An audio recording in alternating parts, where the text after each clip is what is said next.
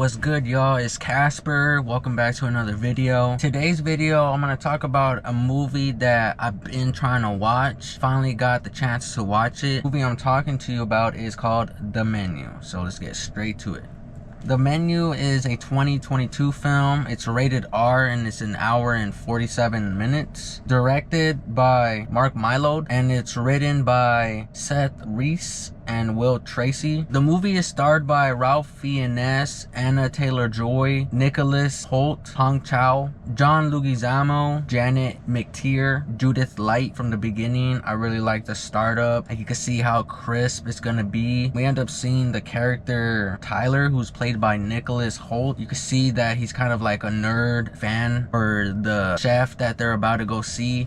And he's there with Anya Taylor-Joy, who plays Margot. Presentation of showing how much of a fan he is. There's a lot of presentation in this movie and he did a good presentation on just being a straight fan. I thought it was presented really well. Camera direction in this whole movie is absolutely phenomenal because you see a whole package, meaning kind of like just the crispiness on how a documentary would show like nature, and then also you see camera direction on how maybe a very crispy, elegant, classy food channel would present their food. I thought the addition to adding the food title and what the food has, like a menu on the side, I thought the camera direction and how they presented that was done well. There's a lot of mind twists in this movie. You think that you're chilling and then out of nowhere it flips. Good build up in the movie. I think the build up was absolutely very entertaining, even though that there's not too much action. I think the presentation of the whole area was done well. What made the whole beginning build up flow very well was because of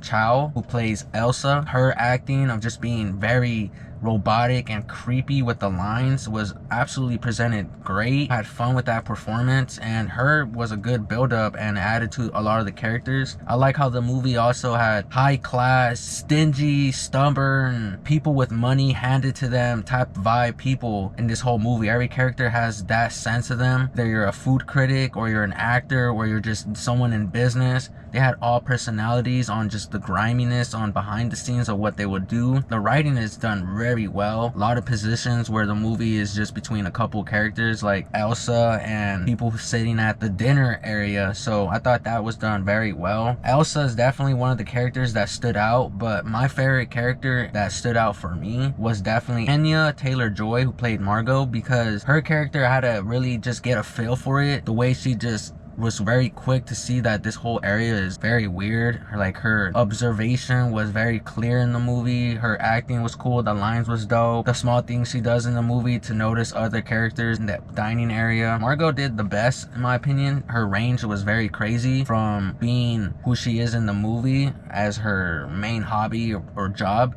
and then from being into this area where this whole movie is taking place, and then trying to figure out what's what and how smart she is as a character as well. So I thought she did a good job. Presentation was dope. I got to see more projects from her, but she was the standout for me. She held it throughout the whole movie on just never being annoying. She actually made things more exciting while you watched her, pour out her lines. So I think her performance was great. Definitely my standout. Camera definitely helped with everything. Cool moments where the camera is doing like hallucination moments where you see the back and forth with the character. I thought that was very smart, made a good flow. There's a lot of dope angles. The build up in general was just very good, and then it was eye-catching. It just felt like you're watching kind of like documentary in nature, or a documentary or a cool food channel show. So the quality was very well done.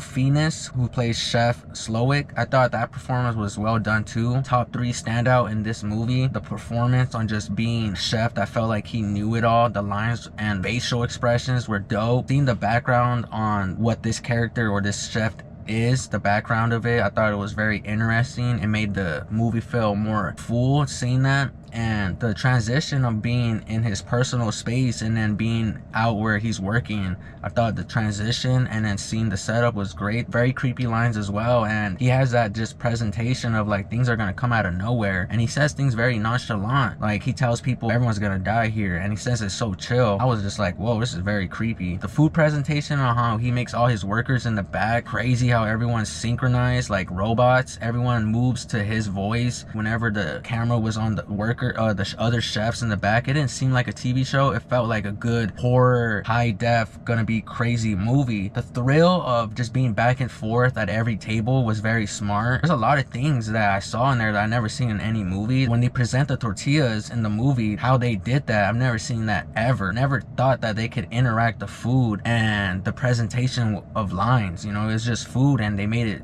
creative. So that was very smart. That was never seen that at all. That was dope. That's why it gives another point for that, because I never seen stuff like that. Seeing the food was crazy, but I can only imagine how other foods are in real life. Pretty sure they're just like that. Very good. But the chef did a good job, and he added to this whole horror feel of a movie, and just the out of nowhere scenes.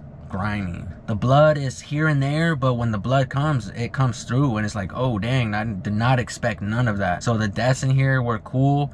Probably could have added maybe 1 or 2, but what they had was, I would say, enough. It wasn't like, oh, I want another death. You just knew that every scene was gonna bring some cool anticipation. So the kills were cool in here. Crazy movie to watch. Very shocked on everything. The lines, the acting, the killings, when the killings came through. There's a lot of anxiety. Get anxiety build up because you want these characters to find a way to get out, but you see that they can't. There's a part where you're like, oh, maybe you could go and attack these chefs and grab their knives, but these chefs are trained. They know how to use knives, and these people are psycho. So imagine people having dinner attacking the chefs. It wouldn't make sense. So they were very smart on just knowing if they did that, it wouldn't work because of the chefs. So this movie made you really think. The flow was crazy. It's definitely eye-catching and enjoyable. John Leguizamo, watching it with my brother, he told me he's playing that Steven Seagal, and it all made sense. The lines, how they were attacking him, were hilarious. There were some funny moments, so that made sense on what character he was trying to possibly play, but I know for sure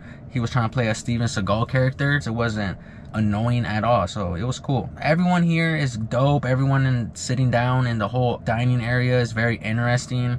Seeing all the security people like act like robots under the chef is ridiculous. Like, everyone's following chef's rules, and you see all that. It's more than just a food movie. This movie is straight crazy. It will get you out of your seat at moments. I'm recommending it to everybody to go watch this movie. This movie is intense. Definitely have a great time watching this. The music in the back was crazy. It added to that whole feel of just being horror and the anxiety building up.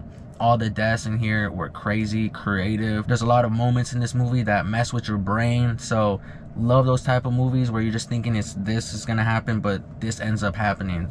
Crazy twists in this movie.